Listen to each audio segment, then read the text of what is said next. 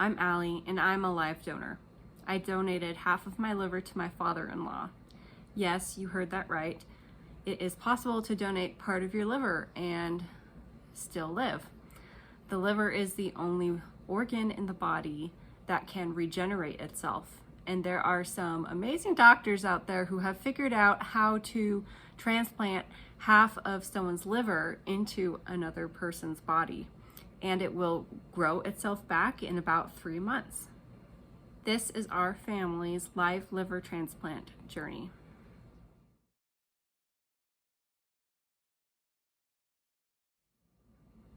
I joined the family in 2012, and I was never able to witness how Dad was before he had cirrhosis of the liver. So I only ever knew him as he was tired and weak, and doing the smallest activity would make him weak and tired and just pass out on the couch. There were several times when he would go to the hospital and we would all be there with him because we didn't know if he was going to make it. His life was full of doctor appointments after doctor appointment and hospital trip after hospital trip. It was hard for my children to know who their papa was. Before transplant, I felt very tired, no energy levels, and this is just tired from overworking or losing energy. You go down a slope with cirrhosis and you don't get your energy back. You just slowly get weaker and weaker, and your muscles, tones deteriorate, and that's what happened to me. Plus toxins build up in you and cause a lot of confusion, because they build up into your brain, and it's hard to pronounce. It was hard to pronounce words and remember things, and it was all due to cirrhosis. And also I had what they call varices that would bleed and had to be banded down my esophagus, and also my stomach lining was bleeding. And it's hard to describe how weak you feel and how tired and sleepy you always are, and your sleep habits and eating habits are all messed up. Nothing. Sometimes you don't feel like eating at all, and nothing tastes good due to cirrhosis. It's a terrible disease to have. I lived with it for 12 years in that condition, just slowly going downhill each day, very pale and gray, and on lots of medication to help me. It was probably around 2016 when we found out that he was on the liver transplant list, and so he started waiting for a liver, and he kept waiting and waiting. Eventually we found out about a live donor program at the University of Utah. At that time, my husband and his siblings obviously wanted to try to be living donors, but they weren't able to. There's a lot of criteria that goes into being a live donor. Before my husband and I had our third son, I had thought about maybe donating, but I was scared because I just had a baby, and we wanted to maybe have more children, and I didn't know if I could have children after donating, and so we were just really unsure about a few things. Then it was in 2019 when I really started feeling like, Dad's been waiting for a liver for a long time. Who knows if he's ever going to get one? I started just having this feeling like I needed to do it, and I wanted to do it to help give him his life back.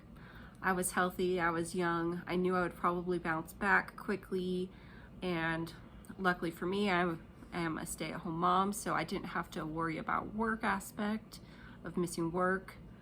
So the summer of 2019, I talked to my husband Michael and told him that I wanted to try to be his dad's donor. We told Dad and he was really excited. Him and Mom were just ecstatic. I started going through and doing blood tests to see if my body was healthy enough to do it. I already knew that I was the same blood type as him, so that was the first criteria that was easy to meet. After all my blood tests came back good, I then had to schedule a CT scan, ultrasound, chest x-ray, and an MRI. And we did all of those in one day. And that was December of 2019. And then in January, we heard that I was cleared to be his donor. In order to be someone's liver donor, you have to have obviously the same blood type and be healthy, but you also have to make sure that your liver is big enough so that when it is cut in half, it can be large enough for the other person's body to be able to grow, and also you be able to retain enough for your liver to grow back. When you find out someone you know, someone in your family is qualified for a live donor transplant, it's overwhelming to imagine saying yes and being the donor. I was scared of all of the what if scenarios. What if I died? What if it hurts so bad? What if something goes wrong? Eventually, I realized that the doctors have performed this surgery hundreds of times. They know the human anatomy in and out, and if anything were to go wrong, I'd already be at the hospital. The chances of death were actually very slim. They have a lot of success with this surgery. It was so scary to think about how much it would hurt when I woke up. But I knew that I wouldn't be sick for very long, and I knew that I could do hard things. Now, after transplant, it's a whole different story. I got a living donor for my daughter-in-law, which was wonderful. It saved my life because I would have just kept deteriorating until eventually the liver gave out and I died. After the transplant, I was about 5 days in the hospital and then released to stay at a hotel. My wife and I stayed at a hotel, and I slowly recovered, walking each day and trying to build up strength. It's been 2 years, and I can tell you that 2 years are a lot better life than it was the previous 12. My energy is back. The color of my skin is back. People compliment on how good I look. I feel 100% better. I can actually work without having to feel so worn out that you had to lay down and go to sleep wherever you're at. I can actually work long periods and actually think and remember things and remember how to pronounce words. And it's a lot more happiness of just to be able to enjoy and go out and do things that I used to not could do. After the surgery, you get taken back to the ICU where you're monitored and make sure that everything's okay. I don't remember much of it, except that it was hard for me to breathe because every time I took a breath, my lungs would press up against my liver, which obviously hurt. I mostly slept most of it, and I couldn't drink anything, so I was really thirsty. The first 3 days were really the worst. I was weak, I was uncomfortable, and I was nauseous. I pretty much felt like I was pregnant, but without the baby. With the recovery, every week I felt better, and by the 1 month mark afterwards, I really didn't feel much different, except I was just still really tired and I needed to improve my stamina. 2 months out, I was really feeling almost back to normal. That summer I was able to do yard work, housework, go on hikes, go camping. I just had to listen to my body and take it slow and know when I had to stop and take a break. I even was able to have a baby after this surgery. 2020 we had the surgery, and 2021 in December we had our fourth little baby boy. And so it's really possible to be able to donate half your liver and still live your life afterwards, and it's nothing to be scared about. Yes, it's scary, but there's nothing to fear.